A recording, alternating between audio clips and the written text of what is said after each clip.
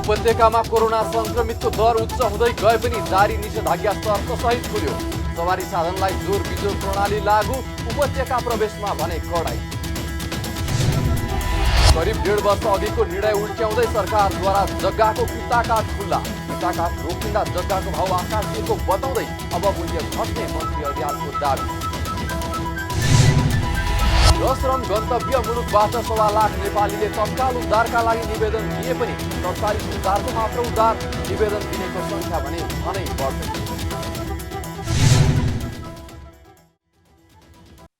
हामी छौं पल पल तपाईसँग, हिमाल पहाड तराईसँग, साथ छ हाम्रो बढ्ने कदमलाई, सलाम छ ती पोरखी हातहरूलाई, जिन्दगी सजाइदिन्छौँ हामी, हर सासको साथी बन्छौँ हामी, सुरक्षा अनि समृद्धि प्राण छ हाम्रो, हर आफू पनि बचाऊ, अरूलाई पनि बचाऊ। आजै नेपाल लाइफमा जीवन बिमा गरौँ। हामी हौं नेपाल लाइफ। नेपाल लाइफ, किनकि जीवन अमूल्य छ।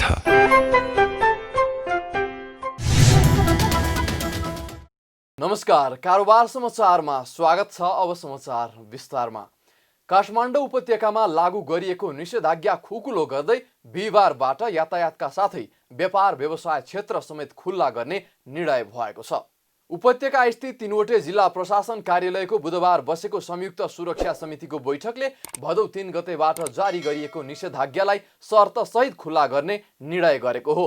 उपत्यकामा कोरोना संक्रमितको दर बढ्दै गए पनि चर्को जनदबावका बीच सार्वजनिक र निजी यातायातमा जोर बिजोर प्रणाली लागू गर्ने तथा व्यापार व्यवसायलाई शर्तसहित खोल्न दिने टुङ्गोमा प्रशासन पुगेको छ। जस अनुसार बिहिबारदेखि 16 सिट क्षमताभन्दा माथिका सार्वजनिक यातायात जोर बिजोर प्रणालीमा सञ्चालन गर्न पाउनेछन्। निजी सवारी साधनमा पनि जोर बिजोर प्रणाली लागू हुनेछ। यस्तै सबै किसिमका पसल खोल्न दिने निर्णय भएको छ। तर पसलको प्रकार अनुसार बार तोक्ने निर्णय भएको छ। खाद्यान्न तथा मासु पसलहरू बिहान 11 बजेसम्म र साँझ 5 देखि 7 बजेसम्म खुल्न पाउनेछन्। रेस्टुरेन्टहरूको हकमा टेक अवे सुविधा मात्र सञ्चालन गर्न दिने निर्णय भएको छ। काठमाडौँ उपत्यका प्रवेश गर्ने सवारी साधनहरूका लागि भने पहिलेकै प्रावधान लागू गरिएको छ। शैक्षिक संस्था, cinema hall, gymkhana, party palace लगायत भिडभाड हुने यसअघि बन्द गरिएका क्षेत्रमा पनि नयाँ निर्णय नभइन्जेल बन्द नै रहने निर्णय भएको छ। उपत्यकाका 3 जिल्ला प्रशासनले लगाएको निषेधाज्ञाको अवधि बुधबार मध्यरातसम्म रहेको छ। करिब 1.5 वर्ष अघिको निर्णय उल्ट्याउँदै सरकारले जग्गाको किता काठ खुला गरेसँगै बिचौलियाको प्रभावमा निर्णय भएको भन्दै टिप्पणी भइरहेका बेला भूमि व्यवस्था, सहकारी तथा गरिबी निवारण मन्त्री पद्मा अर्यालले त्यसको बचाउ गर्दै आरोप पुष्टि गर्न चुनौती दिनुभएको छ। साथै यसअघिको व्यवस्थाले मुठ्ठीभर मान्छेलाई मात्रै फाइदा पुगेको बताउँदै किता काठ खुकुलो भएसँगै जग्गाको भाउ घट्ने दाबी समेत गर्नुभएको छ। भूमि व्यवस्था, सहकारी तथा गरिबी निवारण मन्त्री पद्मा अर्यालले जग्गाको किता काठ सम्बन्धी मन्त्री स्तरीय निर्णयको बचाउ गर्दै बिचौलियाको दबावमा परेर निर्णय गरेको भन्ने आरोप पुष्टि गर्न चुनौती दिनुभएको छ। करिब 1.5 वर्ष अघिको निर्णय उल्ट्याउँदै सरकारले जग्गाको किता काठ खुल्ला गरेपछि बिचौलियाको प्रभावमा परेर निर्णय भएको भन्दै टिप्पणी भइरहेका बेला मन्त्री अर्यालले यस्तो चुनौती दिनुभएको हो।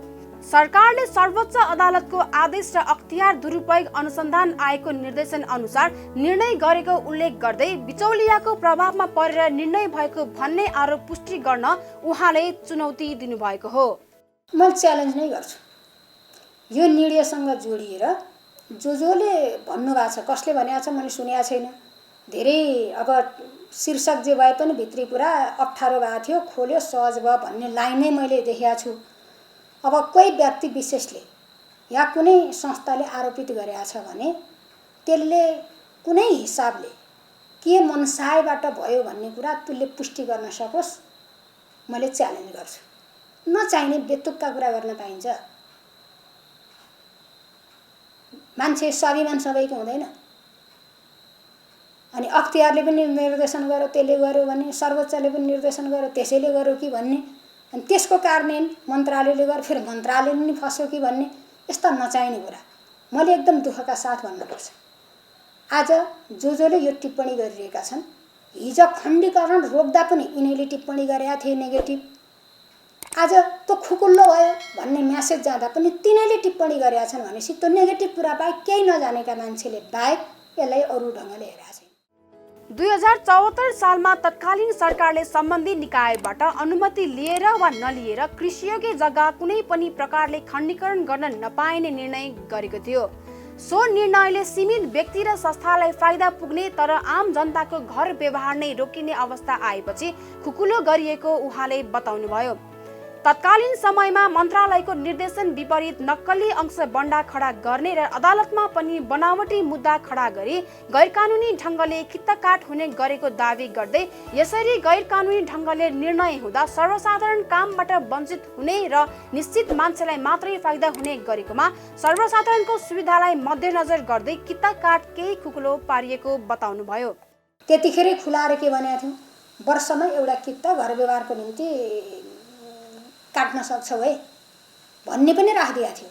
त्यो चिज नभएपछि यो आम रूपमा रोकिएको हो भन्ने भयो र त्यहाँ एउटा अंशबन्डाको निम्ति खुला, अर्को अदालतको मिलापत्रबाट हुने चिजको निम्ति खुला भनिएकोमा उल्टै मन्त्रालयको जे निर्देशन हो त्यसको ठिक अपोजिट ढङ्गले प्रयोग भयो।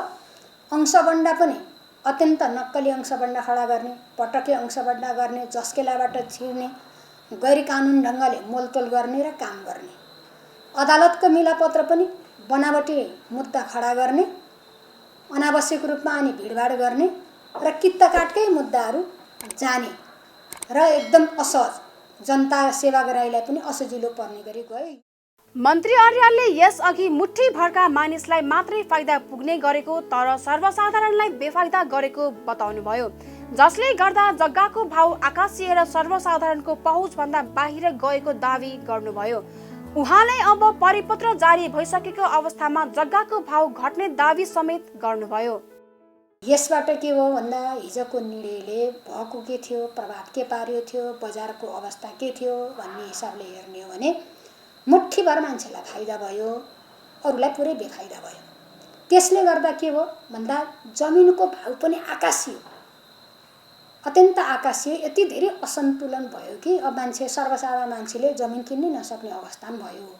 अब यो कानुन आइसकेपछि, यो परिपत्र भइसकेपछि के भयो, त्यो सुलिँदै गरेको जग्गाको भाउ घट्ने अवस्था आउँछ।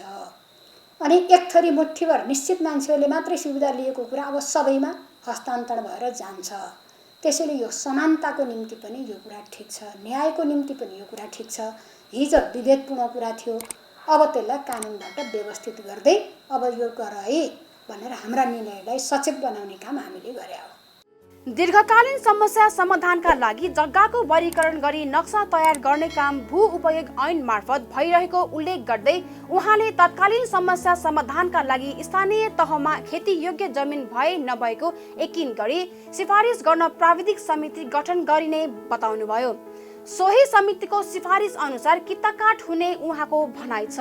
खेतीयोग्य जग्गाको कित्ताकाट रोक्नका लागि खण्डीकरण सम्बन्धी कानुनको कार्यान्वयनका लागि सबैले ध्यान दिनुपर्ने पनि बताउनुभयो। प्रमुख 8 श्रम गन्तव्यबाट 1.25 लाख नेपालीले तत्काल उद्धार गर्न निवेदन दिए पनि हालसम्म 47,000 श्रमिकको मात्र उद्धार गरिएको छ। कोरोना भाइरस प्रकोपको कारण रोजगारी गुमाएर र अन्य कारणले विदेशमा अलपत्र परेका श्रमिक मध्ये सरकारले करिब 47,500 को उद्धार गरेको हो। यो संख्या अन्य उद्धार गरिएका गैर श्रमिक बाहेकको संख्या मात्र हो। कोरोना संकट व्यवस्थापन समिति CCMCले सोमबारसम्म 58,748 नेपालीको उद्धार गरिसकेको जनाएको छ। हालसम्म उद्धार गरिएका मध्ये श्रमिक बाहेकको 10,290 मात्र गैर श्रमिक रहेका छन्।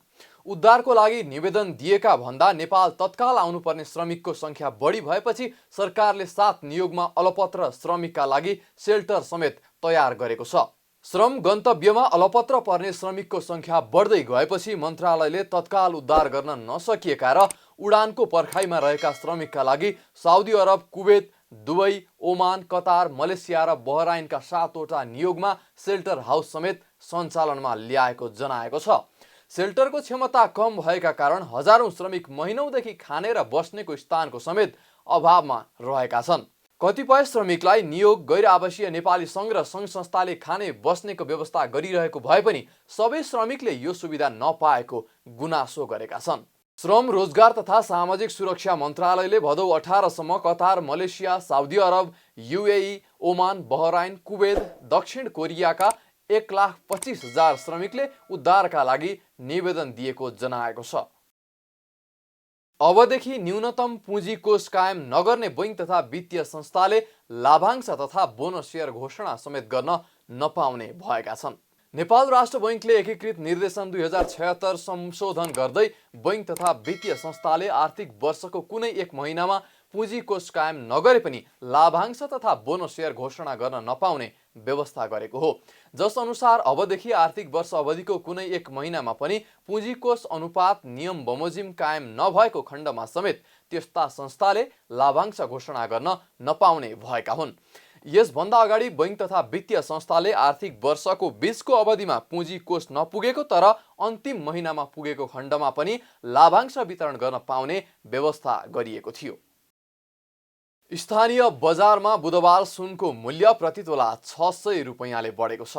मङ्गलबार 95,800 रुपैयाँमा कारोबार भएको छापावाला सुन बुधबार प्रतितोला 96,400 रुपैयाँमा कायम भएको नेपाल सुन चाँदी व्यवसायी महासङ्घले जनाएको छ।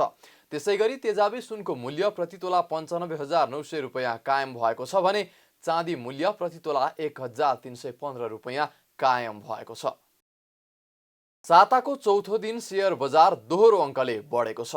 शेयर बजार मापन गर्ने नेप्से परिसूचक बुधबार 13.05 अङ्कले बढेर 1,508.21 अङ्कमा पुगेको हो। नेप्से परिसूचकसँगै बुधबार कारोबार रकम पनि बढेको छ। मङ्गलबार 2 अर्बको पनि कारोबार नभएको बजारमा बुधबार भने 2.5 अर्ब भन्दा बढीको कारोबार भएको छ। लगातार उच्च कारोबार हुँदै आएको नेपाल पुनर्बीमा कम्पनीले आइतबार पनि कारोबार रकममा बजारको नेतृत्व गरेको छ। कम्पनीको 22 करोड 31 लाख रुपैयाँको कारोबार भएको छ। कारोबार रकममा नेपाल पुनर्बीमा कम्पनीलाई नेपाल धितोपत्र बोर्डमा हकप्रद निष्कासन गर्न आवेदन दिएको नागरिक लगानी कोषले पछ्याएको छ। कम्पनीको 18 करोड 64 लाखको शेयर कारोबार भएको छ। यस्तै शिवम सिमेन्ट, सूर्य लाइफ इन्सुरेन्स र नेको इन्सुरेन्स धेरै कारोबार हुने शीर्ष 5 कम्पनीमा अटाएका छन्। सोमबार नेप्सेमा सूचीकृत भएर मङ्गलबारबाट मात्रै कारोबार सुरु भएको रिलायन्स लाइफ इन्सुरेन्सको शेयर मूल्यमा पोजिटिभ सर्किट लागेको छ। यस्तै राष्ट्रिय बीमा कम्पनीको संस्थापक र साधारण दुवै शेयर मूल्यमा पोजिटिभ सर्किट लागेको छ। कारोबार समाचारमा अब सुन चाँदी र तरकारीको थोक मूल्य तथा विदेशी विनिमय दर सम्बन्धी जानकारी।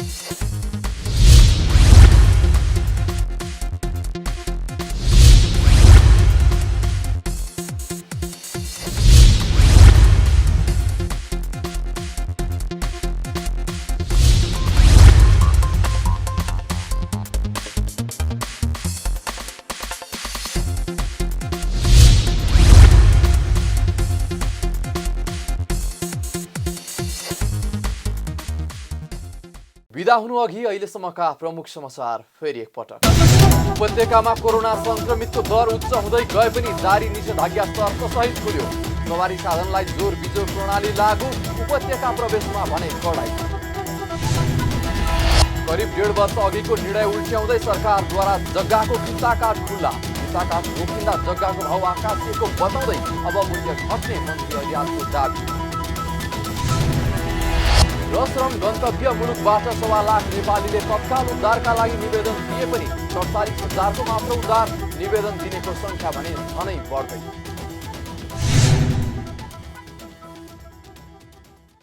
कारोबार समाचार सकियो। हामीलाई बिदा दिनुहोस्। नमस्कार।